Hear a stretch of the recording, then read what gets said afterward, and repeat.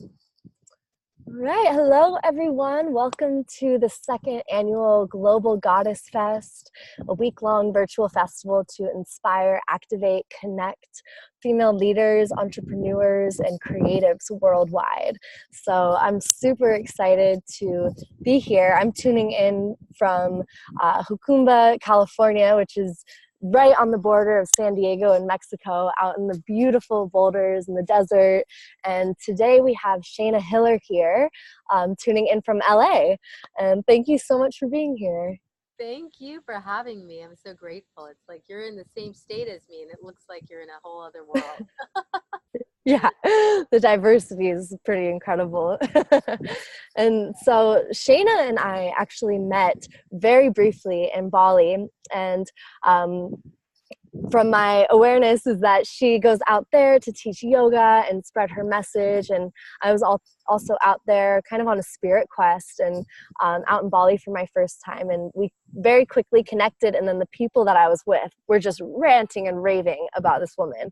So I was like, all right, we got to get connected. We got to bring her into this. This is going to be just amazing. So super excited to have you here. And for all of the viewers, to tell you a little bit more about Shayna. She's a yoga teacher and a certified health coach based out of Venice Beach, California.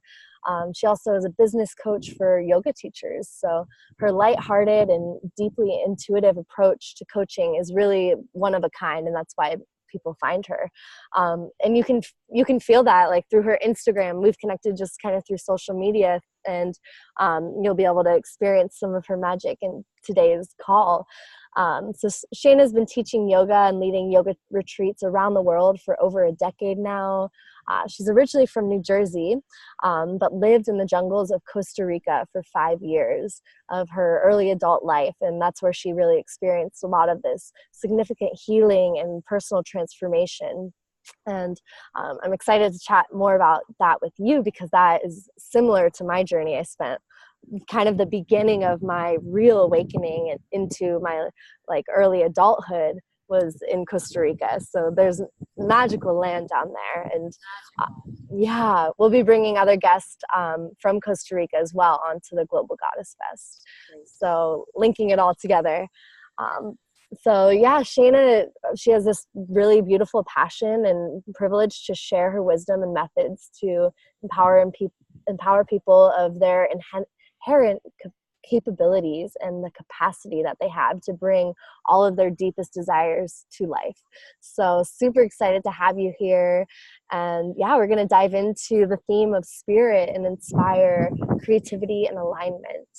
And so yeah, thank you so much for being here. Is there anything that you'd like to share just off the bat?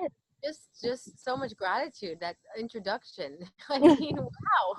I'm listening to that. It's so interesting to receive that as a reflection and to observe what happens when I receive that. Meanwhile, I wrote a lot of those words. That's my bio. And meanwhile, it's like, wait, that's not me. And how the old programming can quickly just creep in. And so every moment is an opportunity to love over fear, like choose our higher calling, purpose, and self. So, breathing into that and receiving is a gift. So thank you for being reflection. So, yeah. Definitely. And I think that's a really cool topic to even just like run off of, is that ability to reflect for each other. Because no matter where we're at in our journeys, I was just talking about this with one of my clients, and she was kind of getting down on herself about where she was at in her journey. And it's like, whoa, let's take a step back and like look at where you've come from. Because sometimes we're so in the present, or maybe jumping ahead to the future, that we forget about the past and everything that we've gone through to get to where we are. And it's almost the aspect of inspiring ourselves, re-inspiring ourselves through our own stories.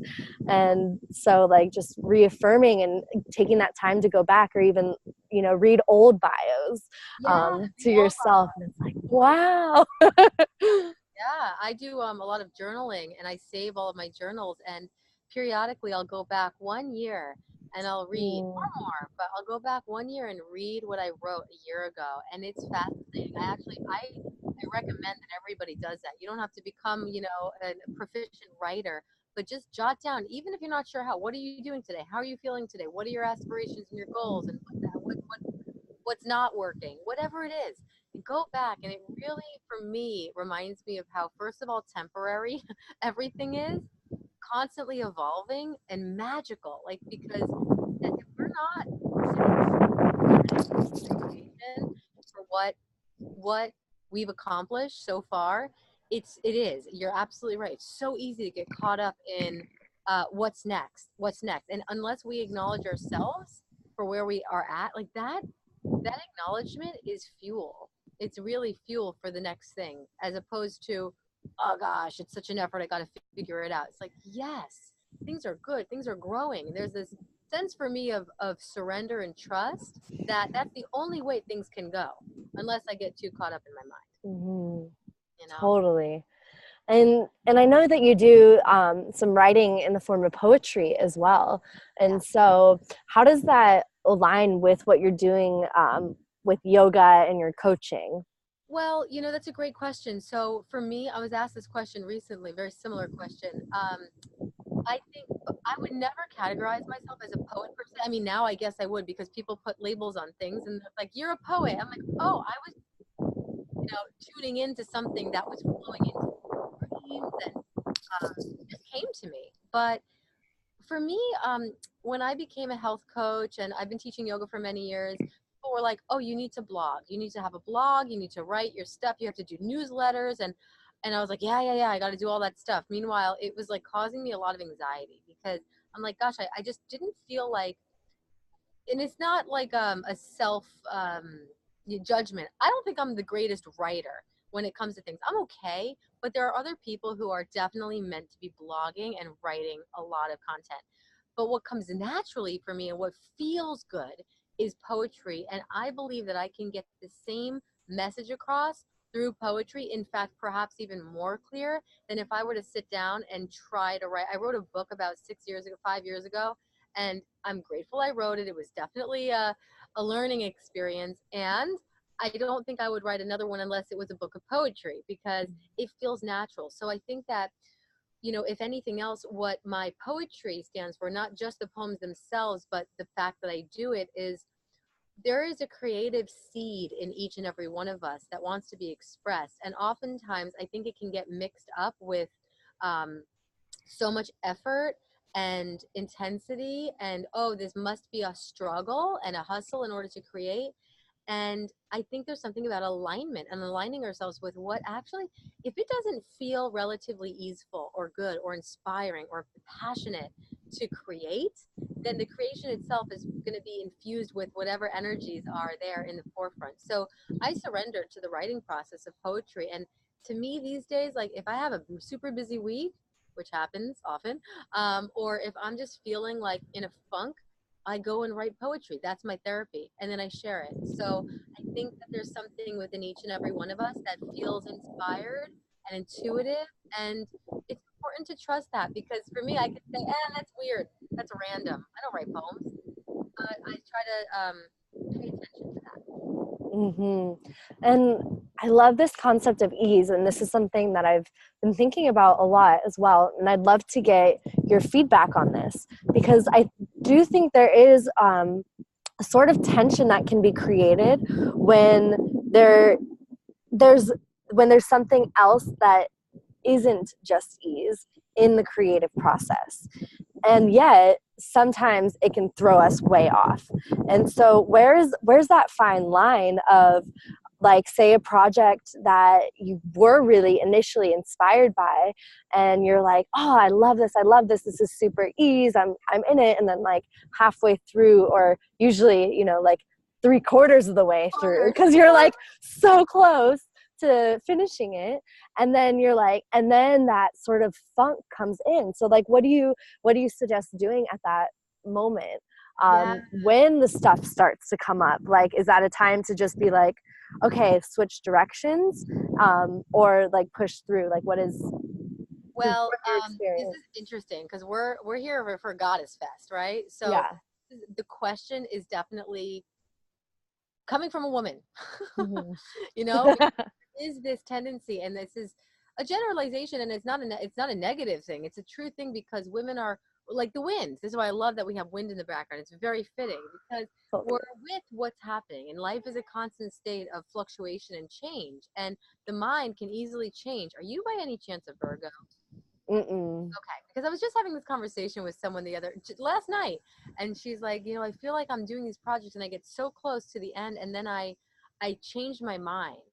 And I Mm. don't know if it's so much that, yes, there's a naturalness to changing our minds and to going with the flow. And there's also something incredibly empowering about um, staying the course and following through. And I think there's several factors that are involved. One is um, deep and relatively subconscious for most people that I coach as well, where it comes to that point of, wow, if I continue, I'm actually going to succeed perhaps, or fail, quote unquote, fail. And I almost don't even want to know what's possible. So let me just stop here, because I'm not used to either. I don't know how to receive a no, or like, I don't know how to process like the idea of failure, even though for me, there's no such thing as failure. There's only learning. Or I can't even accept my own success like that. I've never had before, and there's a fear of really like tuning in and stepping into my full power and potential, because I'm so used to running away when either things get tough, or I'm used to running away when things are actually near the end and I'm actually about to accomplish a goal. So some of this is old programming, and in order to be able to differentiate, that's such a good question about like, should I follow through or not, is it taking a toll on your physical well-being? Like, is it literally causing you to lose sleep, stress, anxiety? Is it interfering with your relationships and your personal life? And if so, I wouldn't necessarily say give it up and go somewhere else, but take a break. Like, don't use just your mind to create things. Mind is a powerful tool. I'm not saying just sit back and wait till the universe comes and do something. You're an instrument. You got to like use this instrument and this mind and this body to absolutely inform and help the creative energy which coming through you materialize and manifest. But if it's too far in one direction, especially that masculine, like I need to structure, plan, do, and things just aren't gelling, that's a big sign to surrender, to trust, to go back into the receptive state and tune into your intuition, meditate. Like, then of course we have the other extreme, which is so much meditation and sitting there and like doing the vision boarding. It's like, all right, let's get to work. So it's a fine line, and it's so dependent on the person. It Mm-hmm. really depends on where you're Definitely. at. I feel that as women or men, but like especially women, we all know if we can get still enough, we all know, and being able to trust what we know is next step. Mm-hmm. I love because I feel like the differentiating the two is really hard for a lot of people. So I love that concept of like, is it really upsetting your well-being, your physical well-being, and being able to just come back to the body, the physical body, to be the tool and kind of the where we look to see, okay, what's level, what's like way out of whack, and where can Yeah. we adjust from there. So I love that. Or And I good. yeah, go ahead. Yeah, I was gonna say, because that just like I find that a lot of the people that I talk with get very stuck in the shoulds, Mm-hmm. and like I should be doing this, and it's oftentimes conflicting divine and with the intuitive wisdom within. So that's another interesting line. But it's really important to open up the conversation too, to consider that there's something deeper and authentic at play all the time if we're just willing to listen. Mm-hmm. Definitely. And I think it's it's cool because it comes back to the body, the physical body, and then those physical practices of yoga and or whatever you like doing, dance or being outdoors, and just being able to be really in tune with what's happening in your body on a daily basis. And so I know another offering that you'd like to dive into is breath work. And I think this might be a good segue to kind of go into breath work. Maybe you can just share briefly about how you work with breath work, the importance of it, why we would even do breath work, because it is one of those techniques that's like not the easiest, right? It definitely pushes you against your edges. And then I would love to go into a mini guided breath work for everyone that's watching, so that way they can get a little sample of what that's like. Absolutely, totally. Cool. Well, breath work, you know, I've been teaching yoga for a long time. So, and especially if there's yoga teachers watch or yoga people, yoga practitioners who are watching, we all know, excuse me, that breath work is part of yoga and like ujjayi breath, especially if you're doing vinyasa yoga, slow, deep guttural breathing, nose, throat. And it's powerful. It guides the practice. It guides the body. It's the initiator of the practice. And that, you know, ujjayi breath is amazing because it brings us into a state of concentration, focus, ease, and evenness in our mind. And only more recently, over the past few years, has, first of all, the idea of breath work kind of like blossomed beyond just yoga. Like people can actually, at least in LA, just take a breath work class with no asana, nothing else, just breathing. And yes, you're absolutely on point. It is not as easy as it may seem because it does push us up against our edge because our breath is our life. And the breath is so powerful. It's such a subtle force and it's so powerful. It's kind of like water. Like water can rip through boulders, you know, and at the same time, it's so gentle and at ease. So it really is about how we use it. And oftentimes we're breathing just unconsciously, just normally. And unless we're angry or we're stressed out or we're really excited, you'll know, or we're really sad, you know, the breath shifts based on our emotions. And the idea of breath work is that we can shift our breathing consciously in order to cultivate not only a different mental state, like, oh, I'm going to use this. It's important not to manipulate it in order to receive something, but to understand also, like, to me, the mental benefits of breath work are like a secondary byproduct because they're also temporary. It's not like you're going to go walk around all day like I just want to feel high all day. But they're also, it's so cleansing. It's cleansing for your bloodstream. It's cleansing for your nervous system. The number one nutrient needed by your cells is oxygen. So certain breathing practices, they literally flood your system with fresh oxygen, which can clear out toxins and blockages. And toxins, you know, initially we say, yeah, toxins are physical impurities that are, you know, preventing you from living healthiest. And if you're open to it, the toxins, even the physical toxins, contain energetic and old emotions. So when you're flushing them out, that's why crying is good for you. Like getting anger out in a constructive way is great. Don't suppress your emotions. Breath work is a wonderful practice for anyone who may be dealing with suppressed emotions or isn't feeling like they're expressing themselves fully and wants to get that out, you know, get it out and feel good. So, yeah, let's do it. I teach a lot of different breath work. I mean, this is aside from yoga. I mean, breath work is, I guess, a form of yoga. This is like an adaptation from a longer breath work practice that's usually 90 minutes. So if you do this, like I suggest doing it like with some people or in a group. You can do it alone, but it requires a lot of discipline because it's sitting, it's not laying down. There's various types, and a lot of it's taught lying down, which is great. And I want to just invite something different. So you want to be sitting up nice and tall and take your whatever time you need to get into your seat. Ideally, you can lean against something if you want, put something under your hips, whatever allows you to create a lifted spine. Because when your spine is tall, without, you know, forcing it or straining, when the spine is lifted, there's space in your rib cage, there's space for your lungs to expand, and it's more of our natural state of alignment, of posture.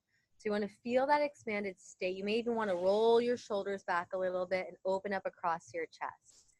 And for a moment, you can close your eyes if you want, whatever makes sense for you. Place both of your hands on your belly, right below your belly button, that second chakra area, right below your navel and above your pubic bone. And this is the area that we're always told to suck in, right? And pull it in and engage and all that stuff. But for purposes of this practice, literally for purposes of this practice actually working, please do the opposite and soften it. Soften it without rounding your shoulders forward. So can you just be in that Buddha belly for a moment and just let it be natural? You don't have to push it out, but just surrender all engagement there. You're going to exhale everything out of your nose or your mouth and get as empty as you can, softening your face, your tongue, everything. Now, through your nose, you're going to take a deep inhale. Fill up your belly first. Feel that pool with fresh energy. Expand the belly like a Buddha. Keep inhaling through your rib cage all the way up into your chest. Big breath in. Hold it when you're full. Keep holding. Pause. And out of your mouth, exhale. Good. Now take a few more deep breaths like this. You can do in and out of your nose, slow breaths.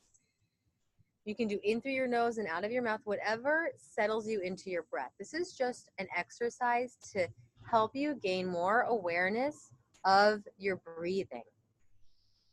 Notice how it's usually easier and more natural to breathe in through your nose and whatever feels the best for you out of either your nose or your mouth. And I want you to imagine for a moment that you're about to go on a deep sea dive. Okay, so you are at the beach, you're in the sand, and your diving instructor is instructing you of two things. First of all, you've got this little mouthpiece on the back of your shoulder.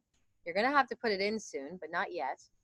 And he's also telling you that when you go into this dive, you have the opportunity to release something into the ocean that's no longer serving you. It can be an old belief system, a thought, a habit, a pattern that you just feel is maybe blocking something in your life. It doesn't even have to be literal, but just an energy that you want to let go of. So he's asking you to call that into your mind right now as you begin your steps in your journey into the ocean.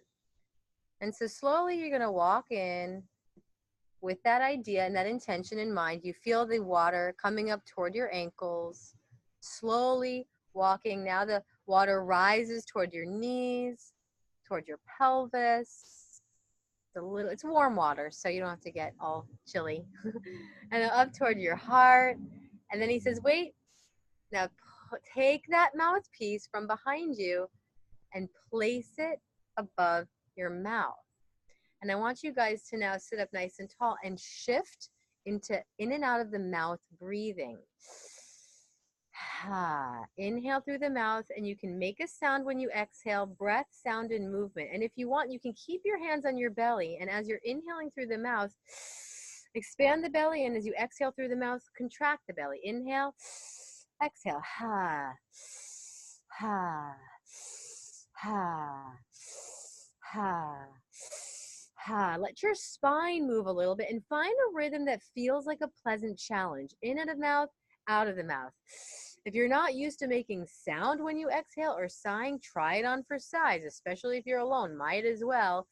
The spine is moving very gently, so it's like you're doing a little bit of a pelvic tilt here. Filling all the way, exhaling all the way at a pace that feels not like a comfort zone, not like you're in a race, but something in the middle. Keep the jaw soft, keep your eyebrows soft. Make sure you're filling your belly. You want to avoid breathing into your chest here. This is a deep belly breath. So its depth overrides the pace no matter what. So make sure it's deep.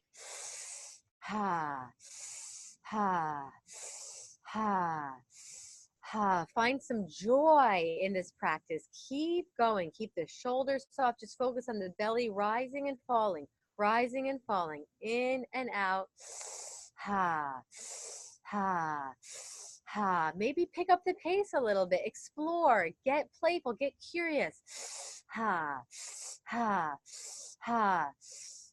my teacher would always say, if it feels awkward, you're doing it right. So keep going. Move through whatever you're feeling. Again, explore. Try not to get attached. If you feel emotions bubbling up or energy in the form of an emotion, can you let it rise, but stay focused on the breath? So your priority is staying with the breath. Let everything else come up and drift away. Your only focus is the breath. Remember, you're clearing out unwanted, unnecessary blockages. We have about 10 more rounds, so make it your best. Give it all your attention, all your love, all your trust. Begin to slowly slow it down. Ha. Ha. Ha. One more inhale. Hold it at the top. Out your mouth. Ha. Now pause. You may want to lick your lips, swallow your saliva. I like to rest my palms face up on my lap. For me, depending on your sensitivity, even guiding this practice, feel so much energy and tingling. You may feel nothing. The idea is not to look for a specific feeling, but to observe what shows up. When you move into that stream of life, your breath, when you get super present, and to notice the inherent stillness that rises to the surface through the movement, through moving through whatever wants to show up with a sense of trust, a sense of presence. So it's important in these practices to, first of all, you can journal after a practice like this. You can use music to inspire your breathing, and to actually use these practices to even help or support your journey in quote unquote manifestation or materializing your creative ideas or getting aligned and tuned into the creative force. Because again, there is an energy, there is a spark, there is a seed within each and every one of us, man and woman, that wants to be born, that wants to be birthed. And instead of only using our mind, what these belly breaths does is it brings that gut wisdom, that inner wisdom from the gut up into the heart and into our brain so we can harness all of who we are. And while doing so, let go of whatever blockages, fears are limiting us from our full potential. Just allow your hands gently to meet at your heart and just bow your head to really just seal this practice, whatever it brought up for you, just a simple glimpse into the magic and mystery of your being. Thank you for showing up. Namaste. Thank you. Namaste. Ah. Oh, wow, that was amazing. Oh. Yeah, I'm sure everyone that's viewing as well is feeling that lifted, beautiful energy. Do you have any? That was such a beautiful um, exit, and like really in how to bring this into your everyday. Do you have any other things that you'd like to say? How to carry this energy throughout the rest of the day for everyone that's viewing and just participated? Yeah, just pay attention. Pay attention to the subtleties. No matter how busy your life gets, like it's not about one or the other. It's not about, I had someone recently ask me the question, I have so much trouble balancing out my spiritual life and my material life. And I'm like, there's no two lives. It's all one life. You can only do right here, right now. Pay attention. There's always signs, synchronicities, and notice if you're judging yourself, right, a lot. Like, where are those coming from? What are your true values and ideals and goals? And stay true to that because you're the only one of you. So, just whatever you need to do to stay inspired. Like, being here right now is a beautiful investment of your energy, and it's important to uh, shift from a judgmental state to an acknowledgement state of ourselves, which may feel weird. And receptivity is the final step in manifesting your goals because you can do all the work. And if you're not ready to see the signs and allow all that magic to flow in, it's always going to be moving out. You're going to feel exhausted and depleted. I say this from experience. And there's something magical about slowing down and receiving. And only each of us knows that fine line. And just trust that voice. Mm, so beautiful. Yes, totally agree. And these practices can make us a little loopy. So Yeah. so eat something grounding. Mm. Have a Wonderful. Oh, well, yeah. Thank you so much for coming and bringing your magic, sharing some of your wisdom and insight that you have with all of us. And everyone that's watching, Shayna has beautifully gifted you a free gift of 1 week to wellness, 7 days to a healthier you. So the link for that is below. You can click on it and grab it right after this video finishes. Did you have anything else you wanted to add into what that's all about? That's all. I mean, it's just a 7-day little magical video and PDF exercise about all the different elements of our health and how to integrate basically everything we're talking about: food, exercise, meditation, tips, self-care, and magic, intuition. So really how to harness all of who you are and live your best life. Amazing. Yeah, I think we all want to do that, right? So go to the link, check that out. And anyone that is opting in to download and receive the full festival so you can have it with you, be able to go back to the videos as much as you'd like. She also has another gift for you to do a 15-minute free health coach consultation. So this is going to be super powerful. You can dive into what's happening in your personal life and maybe get some insight to what you can focus on. So thank you everyone for tuning in and viewing. Thank you so much, Shayna. And yeah, just super blessed to have you a part of this collaboration in this community. And so I'm here. The reason why I'm here is because I'm helping produce Desert Rising Festival. So I have to go boogie, and literally I'm gonna go get on the dance floor. And I hope you all have a wonderful rest of your day. I'll talk to you all soon. Bye. Adios.